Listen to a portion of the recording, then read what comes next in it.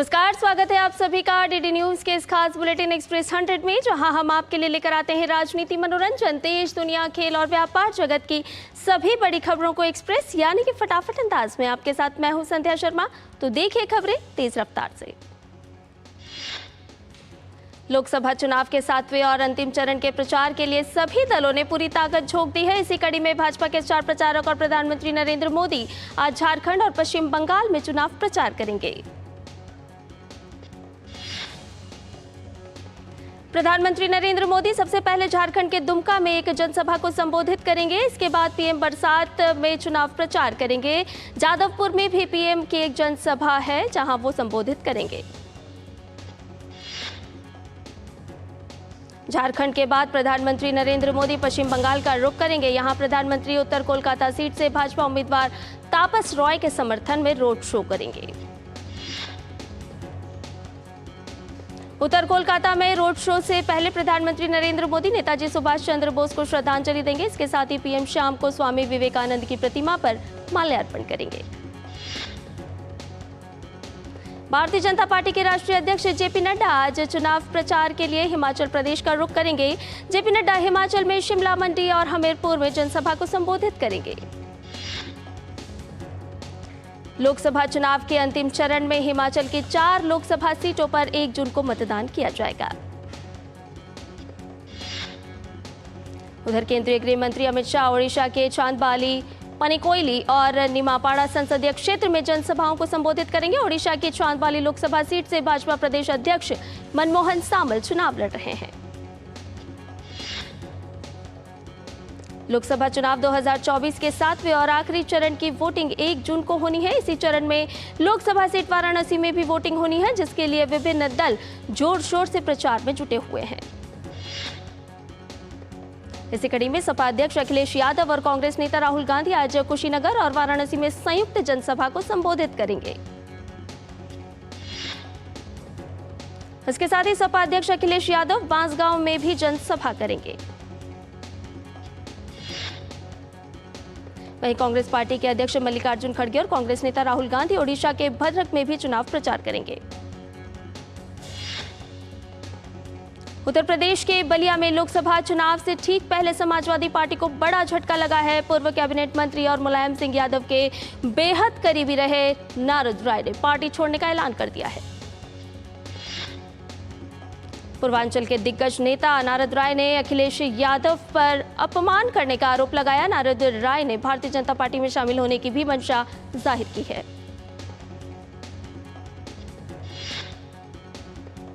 आम आदमी पार्टी की सांसद स्वाति मालीवाल के साथ कथित मारपीट के मामले में आरोपी विभव कुमार की न्यायिक हिरासत आज खत्म हो रही है।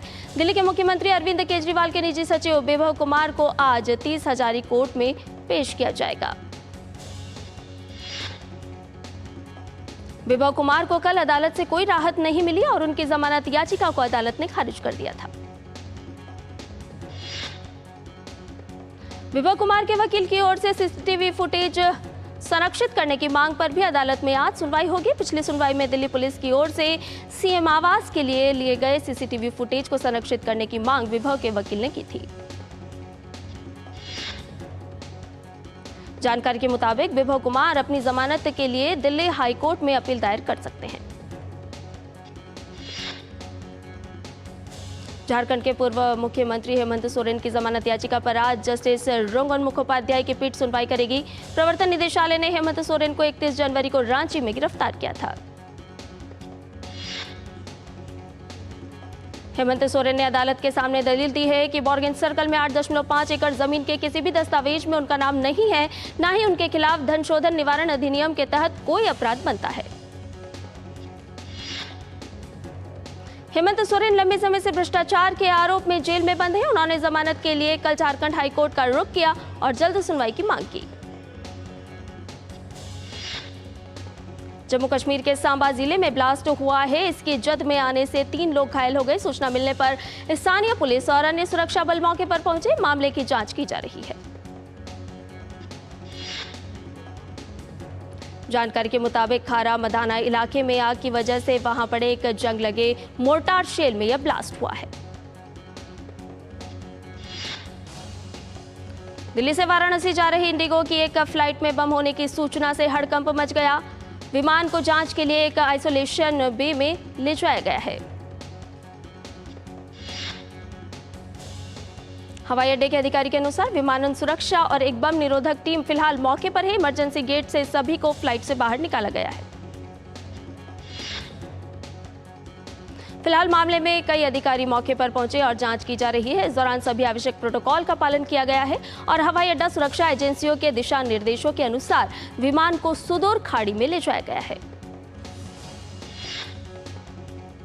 राष्ट्रीय जांच एजेंसी ने कल कई राज्यों में राज्य पुलिस बल और केंद्रीय खुफिया एजेंसियों के साथ छापेमारी की। इस दौरान टीम ने अंतर्राष्ट्रीय मानव तस्करी और साइबर धोखाधड़ी सिंडिकेट में कथित रूप से शामिल 5 लोगों को गिरफ्तार किया।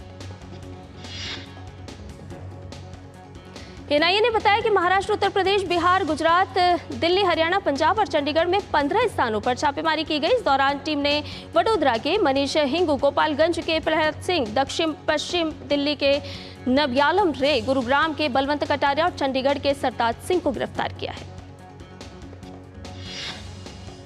आरोपियों द्वारा भारतीय युवाओं को लाओस और कंबोडिया सहित अन्य स्थानों पर भेजा जा रहा था, जहां युवाओं को विदेशी नागरिकों द्वारा नियंत्रित करने के साथ ही उन्हें फर्जी कॉल सेंटरों में काम करने के लिए मजबूर किया जा रहा था। चक्रवात रेमल ने पश्चिम बंगाल और बांग्लादेश में काफी तबाही मचाई है। इसके प्रभाव के कारण सोमवार को असम में अत्यधिक बारिश हुई। असम के कई जिलों में हाई अलर्ट भी जारी किया गया है। चक्रवात रेमल के कारण हुई अत्यधिक बारिश से पूर्वोत्तर सीमांत रेलवे ने आज से 2 दिनों के लिए 42 ट्रेनें रद्द कर दी हैं। चक्रवाती तूफान रेमल के प्रभाव के कारण सोमवार को त्रिपुरा में भी भारी बारिश हुई, जबकि खराब मौसम के कारण अगरतला हवाई अड्डे से 11 उड़ानें रद्द कर दी गईं। लोकसभा चुनाव के बीच प्रधानमंत्री नरेंद्र मोदी ने एक समाचार एजेंसी को दिए साक्षात्कार में देश के ताजा हालात समेत विभिन्न मुद्दों पर विस्तार से अपनी राय रखी। प्रधानमंत्री ने भ्रष्ट लोगों के महिमामंडन को देश के लिए चिंता का विषय बताया। पीएम मोदी ने कहा कि पहले अगर किसी पर भ्रष्टाचार का आरोप भी लगता था तो उससे लोग 100 कदम दूर रहते थे, लेकिन आज तो भ्रष्ट लोगों के कंधे पर बिठाकर उन्हें नाचने का फैशन हो गया है। पीएम मोदी ने कहा कि भ्रष्टाचार के खिलाफ कार्रवाई तथ्यों के आधार पर हो रही है। ऐसे में कुछ लोग हैं जो सिर्फ गलत नैरेटिव गढ़ने का काम करते हैं। पीएम मोदी ने कहा कि भारतीय लोकतंत्र की जड़ें बहुत मजबूत हैं और लोकतंत्र की प्रक्रिया भी काफी सुदृढ़ है। पीएम ने सवाल उठाया कि कुछ लोगों के समर्थन में बाहर से भारत विरोधियों का आवाज उठाना जांच का विषय है। 10वें अंतर्राष्ट्रीय योग दिवस से पहले बिहार के बोधगया में एक विशेष योगाभ्यास कार्यक्रम का आयोजन किया गया। बोधगया में आयोजित योग महोत्सव में 7,000 से अधिक लोगों ने हिस्सा लिया। विश्व स्वास्थ्य सभा का 77वां सत्र स्विट्जरलैंड के जिनेवा में हो रहा है। इसमें भारत सहित दुनिया भर के स्वास्थ्य अधिकारी भाग ले रहे हैं। विश्व स्वास्थ्य सभा का 77वां सत्र में स्वास्थ्य सचिव अपूर्व चंद्र भी शामिल हुए।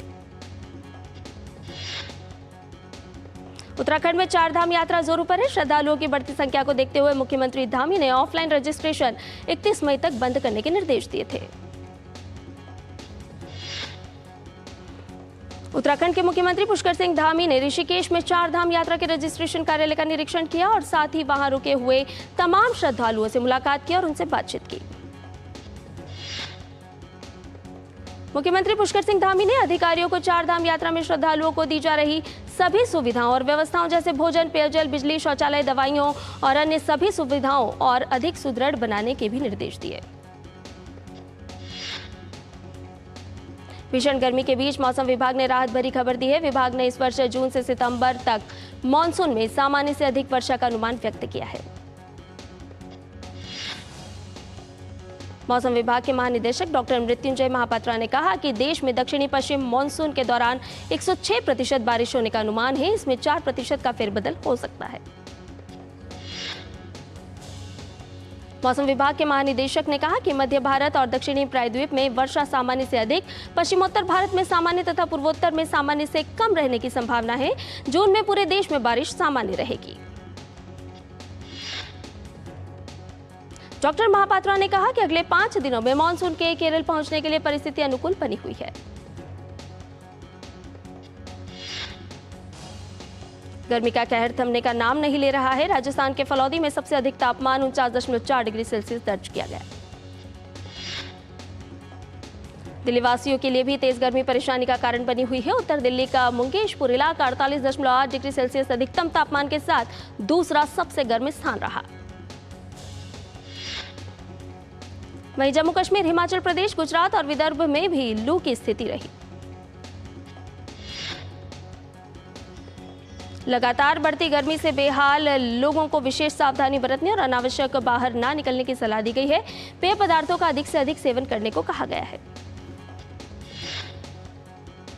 आज स्वतंत्रता संग्राम के अमर नायक वीर सावरकर की जयंती है। सावरकर दुनिया के अकेले स्वतंत्र योद्धा थे जिन्होंने दो आजीवन कारावास की सजा मिली। वीर सावरकर की जयंती पर अभिनेता रणदीप हुड्डा पोर्ट ब्लेयर के सेल्यूलर जेल पहुंचे। उन्होंने कहा, वीर सावरकर की कहानी का अध्ययन करने और उसे पर्दे पर दर्शाने के दौरान मेरी इसमें भागीदारी बहुत बढ़ गई है।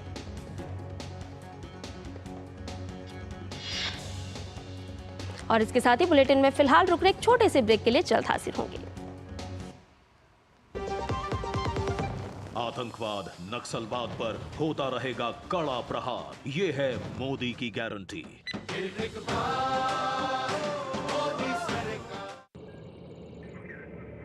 Curiosity can take you to some out of the world places.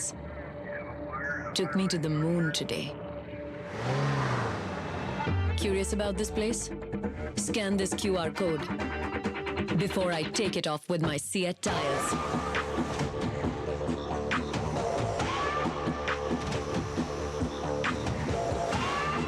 Seat, crafted for the curious.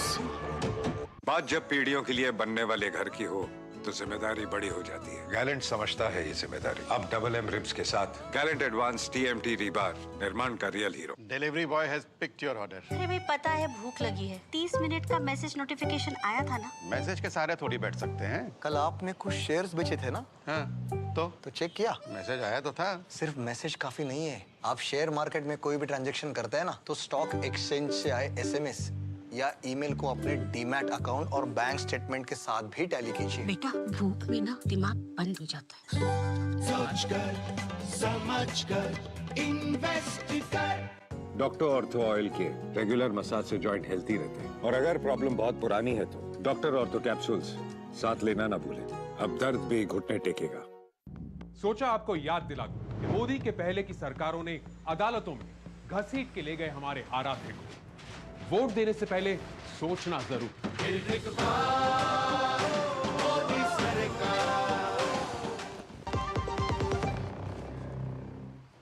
और ब्रेक के बाद एक्सप्रेस 100 में आपका एक बार फिर से स्वागत है। आइए बाकी की खबरों को भी जान लेते हैं फटाफट अंदाज में।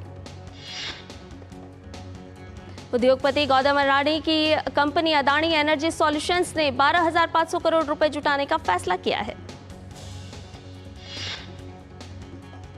HCL टेक कंपनी आर्म के साथ मिलकर AI संचालित व्यवसाय संचालन में मददगार पारंपरिक सिलिकॉन चिप विकसित करेगी।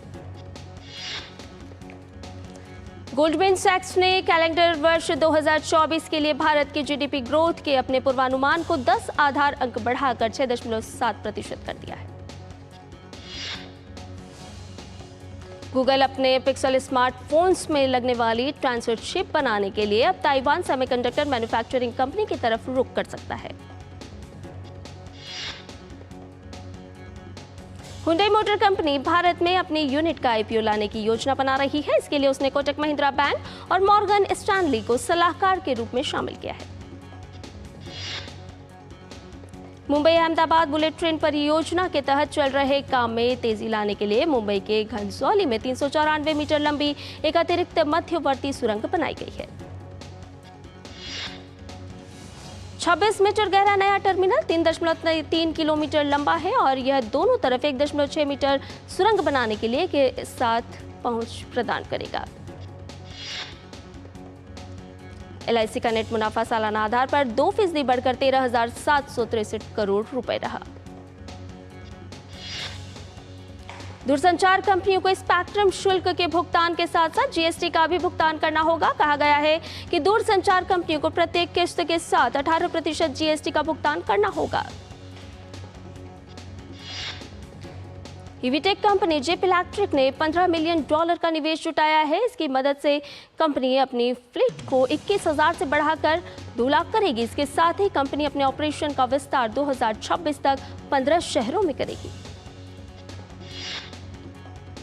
भारतीय रिजर्व बैंक ने अपने दिशा निर्देशों का पालन न करने और आंतरिक कार्यालय खातों के अनाधिकृत संचालन के लिए यस बैंक और आईसीआईसीआई बैंक के खिलाफ एक्शन लिया है।